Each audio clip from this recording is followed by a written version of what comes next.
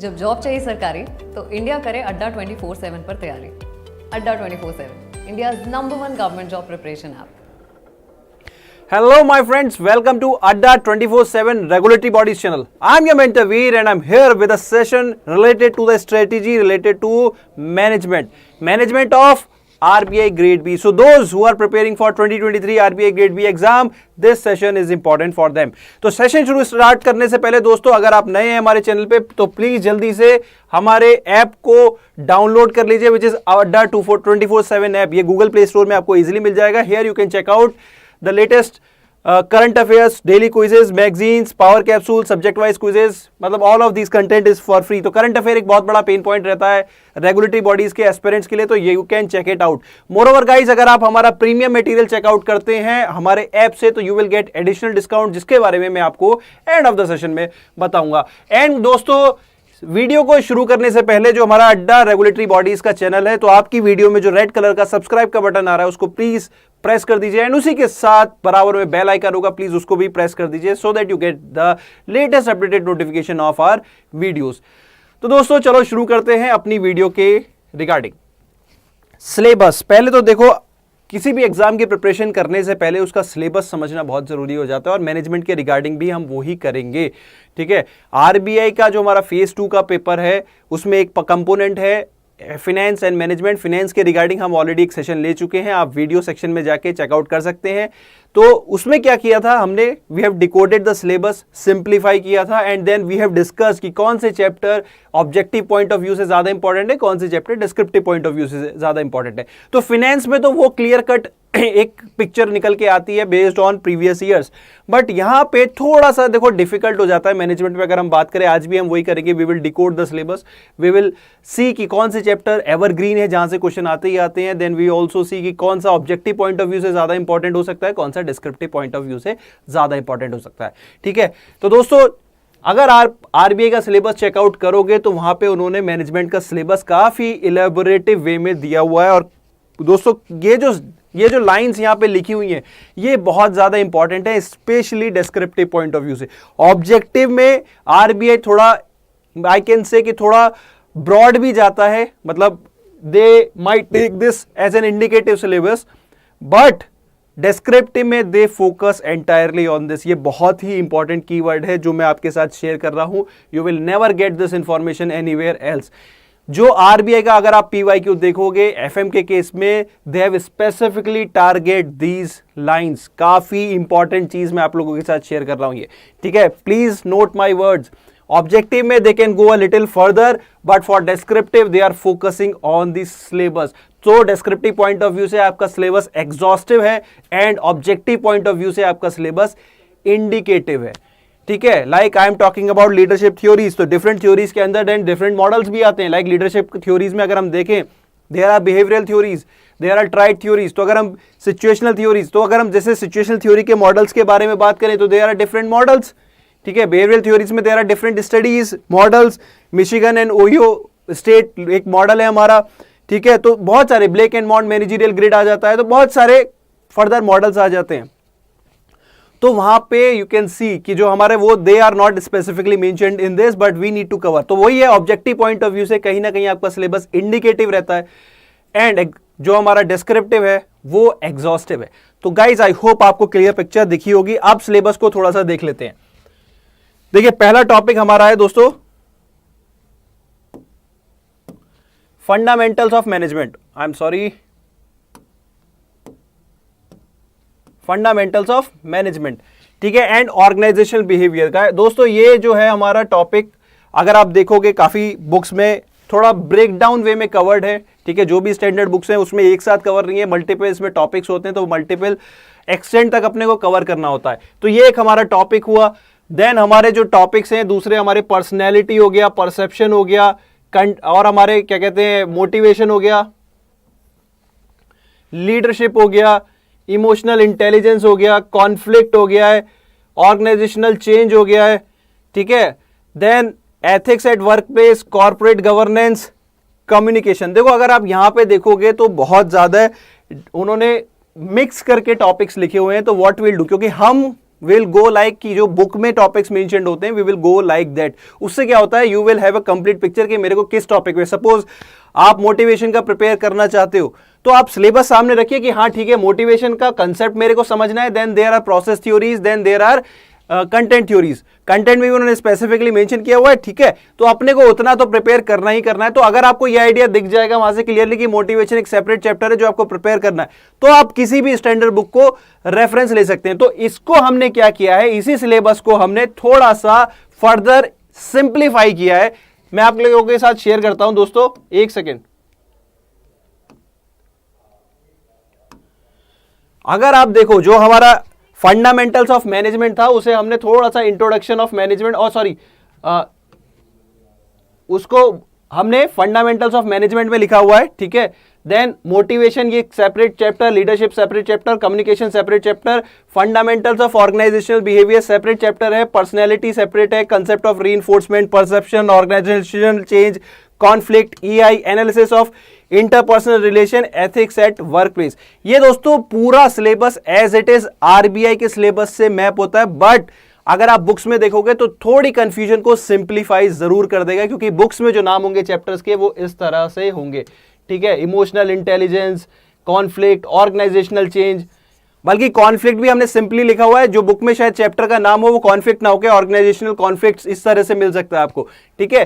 तो हमने उसको एक सिंप्लीफाई कर दिया है। Now what will do, we will talk about the syllabus in terms of objective and descriptive, ठीक है दोस्तों। अगर मैं आप लोगों के साथ शेयर करूं जो 3 एवरग्रीन टॉपिक्स हैं जहां यू कैन नॉट डिफरेंशिएट कि कौन सा टॉपिक से ऑब्जेक्टिव ज्यादा इंपॉर्टेंट है, कौन से डिस्क्रिप्टिव ज्यादा इंपॉर्टेंट है। तीनों ही चैप्टर एक्चुअली में बहुत इंपॉर्टेंट है objective and descriptive point of view से।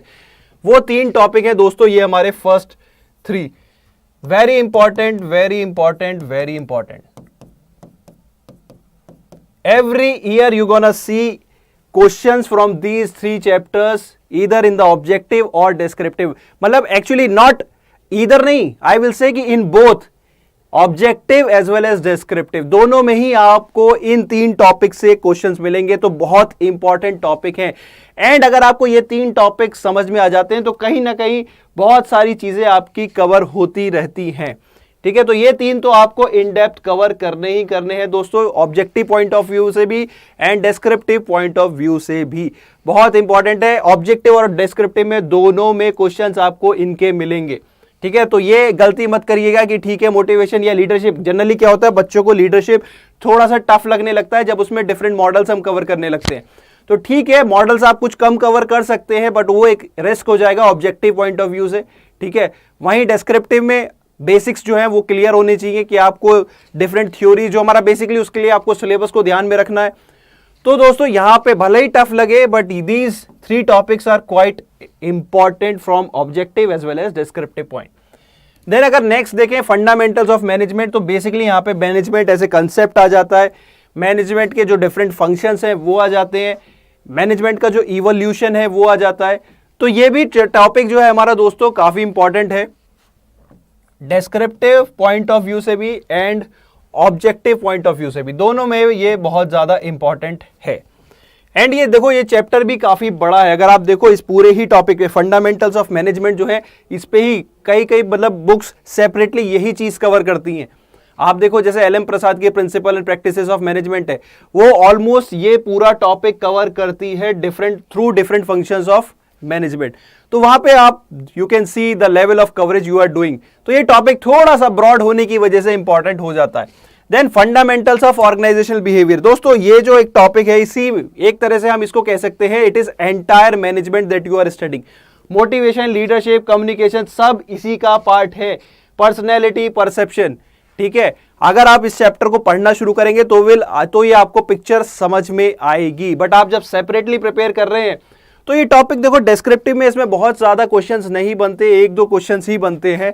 तो कहीं ना कहीं और लास्ट ईयर इसमें से ऑलरेडी क्वेश्चंस आ भी चुके हैं, तो हम इसे सिर्फ ऑब्जेक्टिव पॉइंट ऑफ व्यू से इंपॉर्टेंट कैटेगरी में रखेंगे, डिस्क्रिप्टिव में इसलिए नहीं क्योंकि बाकी ज्यादा चैप्टर्स बहुत ज्यादा इंपॉर्टेंट है। बट ऐसा नहीं है कि अगर आपने डिस्क्रिप्टिव प्रिपेयर ही ना करें इसके रिगार्डिंग, ठीक है, क्वेश्चंस बन सकते हैं क्योंकि how different subjects like sociology, economics influences OB, वो एक बहुत इंपॉर्टेंट क्वेश्चन बन सकता है, ठीक है।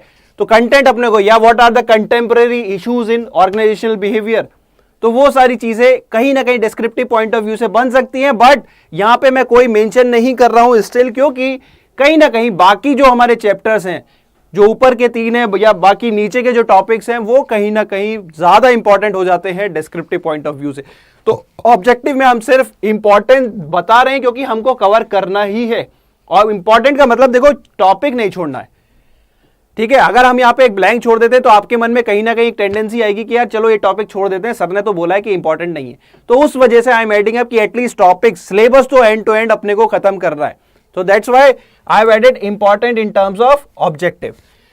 Then personality देखो दोस्तों, अगेन दोनों ही पॉइंट ऑफ व्यू से इंपॉर्टेंट है, बट ज्यादा इंपॉर्टेंट मैं इसको बोलूंगा कि ये हमारा ऑब्जेक्टिव पॉइंट ऑफ व्यू से ज्यादा इंपॉर्टेंट है।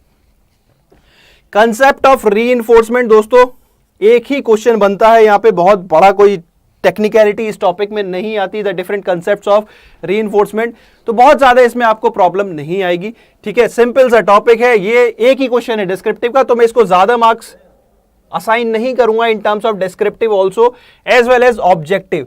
अगर आरबीआई का मन हुआ तो वो ऑब्जेक्टिव में पूछ सकता है। Again I would like to add up important for objective, ठीक है।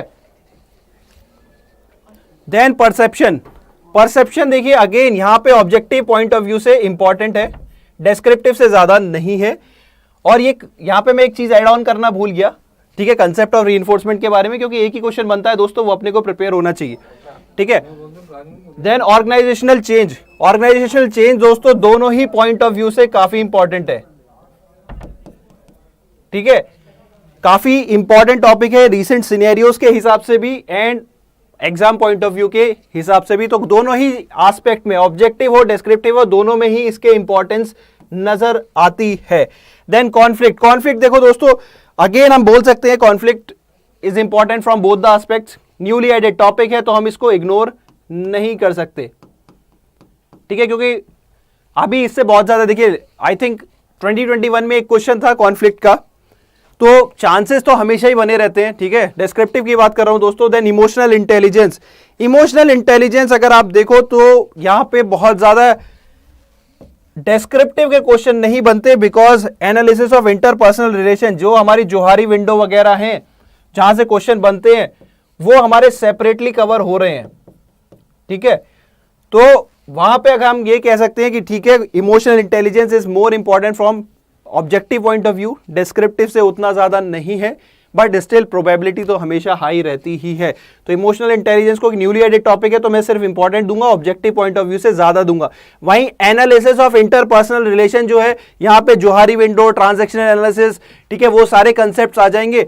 तो यहां पे हम इसको दोनों ही पॉइंट ऑफ व्यू से इंपॉर्टेंट समझेंगे, क्योंकि जो टैग्स स्पेसिफिकली मेंशन करता है, जो एक कंसेप्ट को कवर करते हैं, तो वो पूछे जा सकते हैं। And last is ethics at work place. देखिए 2021 में ये न्यूली एडेड टॉपिक था, इससे एक भी क्वेश्चन नहीं आया, और वहीं लास्ट ईयर आपने देखा है कि 2022 में इसमें से क्वेश्चंस आए हैं, ठीक है। तो ये अगेन इंपॉर्टेंट है। देखो डिस्क्रिप्टिव पॉइंट ऑफ व्यू से तो मैं इसको वेरी इंपॉर्टेंट बोलूंगा, एंड ऑब्जेक्टिव से सिर्फ इंपॉर्टेंट ही मैं इसको वेटेज असाइन करूंगा। There are different theories, meaning पता हो तो बहुत ज्यादा टफ नहीं होता, पूछ सकते हैं। तो आप इसको डिस्क्रिप्टिव पॉइंट ऑफ व्यू से प्रिपेयर करें तो बेटर है। तो दोस्तों आई होप आपको ये जो मेरा लेआउट था, ये समझाने का पर्पस ये था कि किस टॉपिक को आप किस पर्पस से प्रिपेयर करें, ठीक है। तो बिकॉज अगर आप डिस्क्रिप्टिव पॉइंट ऑफ व्यू से कर रहे हैं तो यू नीड कि आपको कंटेंट ज्यादा मिलना चाहिए, ठीक है। तो कंटेंट ज्यादा मिलेगा तो ऑटोमेटिकली ऑब्जेक्टिव तो कवर हो ही जाएगा, बट कुछ टॉपिक्स ऐसे हैं जहां आपको इंफॉर्मेशन पे ज्यादा फोकस करना चाहिए। तो वही कैटेगरी है, एक बार मैं साइड हट जाता हूं तो आपको एक कंप्लीट आइडिया रहे किस टॉपिक को। वेरी इंपॉर्टेंट फॉर बोथ, मतलब कंटेंट भी चाहिए, इंफॉर्मेशन भी चाहिए, ठीक है, क्योंकि ऑब्जेक्टिव में भी पूछा जा सकता है, डिस्क्रिप्टिव में भी।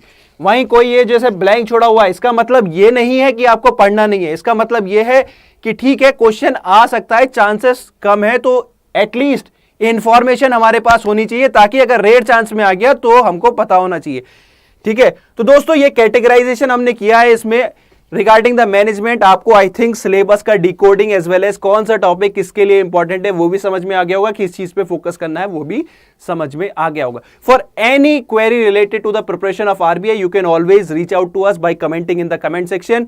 एंड दोस्तों एक चीज मैं यहां पे एड ऑन करना चाहूंगा, कि we are running so many series. अभी बैंकिंग एंड फाइनेंशियल अवेयरनेस की सीरीज में सुबह 9 बजे कवर अप करता हूं, जहां हम बेसिक्स बैंक के एंड फाइनेंस के स्टैटिक्स कवर करते हैं। Very soon we will be also covering current affairs.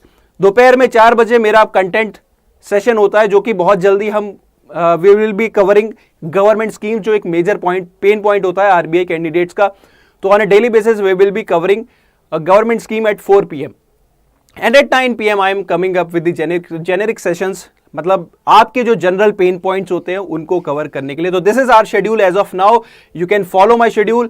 कोई भी क्वेरी हो you can always reach out to me at any given schedule. 9 AM 4 PM 9 PM, बहुत सिंपल शेड्यूल है, याद कर लीजिए, ठीक है।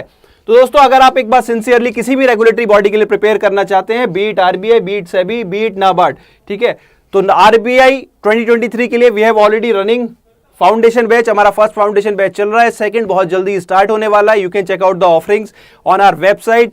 सेबी का हमारा बैच स्टार्ट होने वाला है, बहुत जल्दी क्लासेस स्टार्ट होने वाली है, you can check them out, ठीक है। बट अगर आप एक से ज्यादा रेगुलेटरी बॉडी के लिए एक साथ प्रिपेयर करना चाहते हैं, तो we also have a solution to that in the name of banking Mahapack plus, ठीक है दोस्तों। अभी ये बैंक डबल वैलिडिटी का ऑफर अभी के लिए एक्सपायर हो गया, तो please don't see that, you can ignore that, ठीक है। तो अभी के लिए डबल वैलिडिटी नहीं है, वो कल तक के लिए ही थी, ठीक है। तो बैंक महापैक अगर महापैक प्लस आप सब्सक्राइब कर सकते हैं अगर आप एक से ज्यादा रेगुलेटरी बॉडी के लिए प्रिपेयर करना चाहें, ठीक है।